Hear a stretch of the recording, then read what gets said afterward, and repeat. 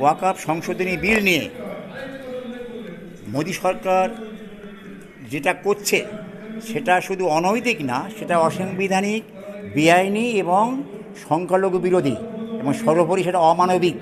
কারণ এটা সাচার কমিশনের যে রিপোর্ট ছিল, যে রিপোর্টটা সাচার কমিশনের নিজের ব্যক্তিগত রিপোর্ট না, এটা একটা সরকারি রিপোর্ট, এবং এই রিপোর্টটাকে অমান্য করেছে বর্তমান মোদী সরকার।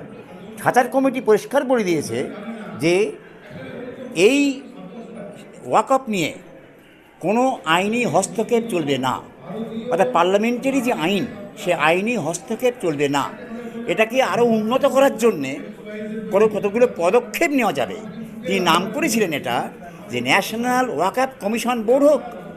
ন্যাশনাল ওয়াকফ কমিশন বোর্ড হলে তাহলে যে ওয়াকফ সম্পত্তি বেদখল হয়ে আছে, দিল্লি থেকে আরম্ভ করে, কলকাতা থেকে আরম্ভ করে, তিরুবনন্তপুরম থেকে আরম্ভ করে আপ টু চণ্ডীগড়, সর্বত্র উদ্ধার করা যাবে।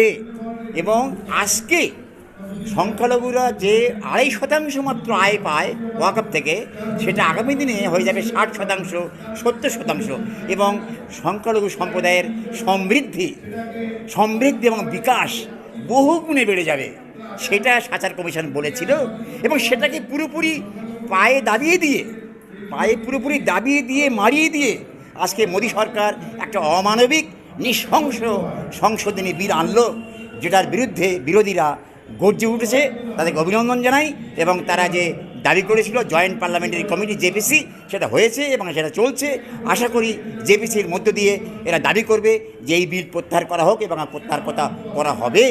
আগামী দিনে নিশ্চয়ই আমরা দাবি করব, আশা করব যে প্রত্যাহার হবে। না হলে আগামী দিনে আন্দোলন কিন্তু চলবে ঢেউয়ের মতো।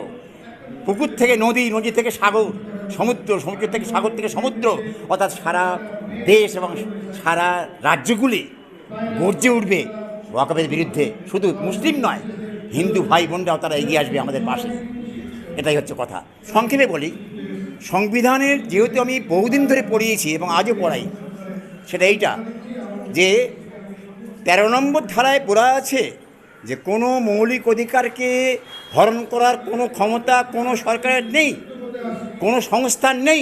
সে সরকার হোক আর সংসদ হোক আর সুপ্রিম কোর্ট হোক, কেউ পারবে না মৌলিক অধিকারকে হস্তক্ষেপ করতে। 13 নম্বর ধারায় বলা আছে, কিন্তু এই 13 নম্বর ধারাকে কেউ দেখছে না। আমি এবং আমার মতো হয়তো অনেকেই দেখছেন, কিন্তু সেটা ওদের কানে পৌঁছচ্ছে না, জনতার কানে পৌঁছচ্ছে না। বলা আছে 26 ধারায় যে কোনো সম্প্রদায়, সে সংখ্যালঘু হোক আর সংখ্যালঘু হোক, যে কোনো সম্প্রদায় তার নিজস্ব ধর্মীয় প্রতিষ্ঠান তৈরি করতে পারবে এবং সে রক্ষা করতে পারবে, এবং সে স্বাধীনভাবে সেটাকে আগামী দিনে আরও উন্নত করতে পারবে। সেখানে কেউ হস্তক্ষেপ করবে না। বলা আছে 26 ধারায় পরিষ্কারভাবে লিখিতভাবে মৌলিক অধিকার। সেই মৌলিক অধিকারের বিরুদ্ধে আজকে যেটা গেল মোদী সরকার, তার উচিত নৈতিকভাবে দায়িত্ব মাথায় নিয়ে পদত্যাগ করা। কারণ এটা হচ্ছে সংবিধানকে হত্যা করার শামিল। এই ওয়াকফ বিল আনা, এই সংশোধনী বিল আনা, এটা হত্যা করার, সংবিধানকে হত্যা করার শামিল, এটাই মনে করি।